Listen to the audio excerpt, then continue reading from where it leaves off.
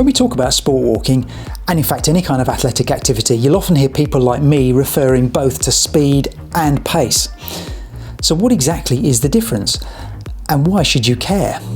Well, the simplest way to explain it is that pace is the time it'll take you to cover a given distance, usually a kilometre or a mile, and speed is how fast you're travelling while you cover that distance. Okay, so you're probably thinking, why don't I just focus on speed, because that's going to determine how long it's going to take me to cover that distance. And of course, that's a completely valid view to hold. You see, in terms of figuring out how long it'll take you to complete a challenge, either pace or speed will give you the information you need. But when you're looking to put your calculations into practice, in training, but especially on your challenges themselves, pace really steps up to be the more useful measure. So why is that? Well, it's actually a lot to do with the concept of working to a plan, rather than just simply going out and trying to go as fast as you can. If you're not working to a plan, you could actually go out too fast and then blow up before the end. Or the flip side, you could go out too slow and then have to make up too much time at the end.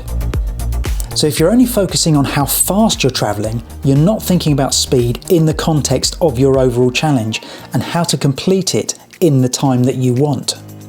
Working to a target pace gives you a predetermined measure that's easy to check up on as you go. So it's much simpler to keep tabs on whether you're on plan than simply knowing how fast you're travelling. For instance, you only need to know how long it took you to cover the last mile or kilometre to know if you're moving at the right speed. Pace is a standard measure in athletics, and its value can be realised in sport walking just as it can in running. You start with your time goal for that challenge, and then that will determine the pace you need to walk at to achieve that goal.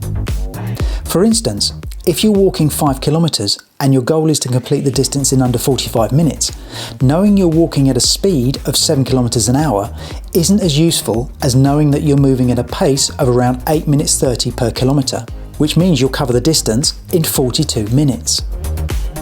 Now, of course, you could argue that all of this is possible with a speed measure, and you would, of course, be completely right.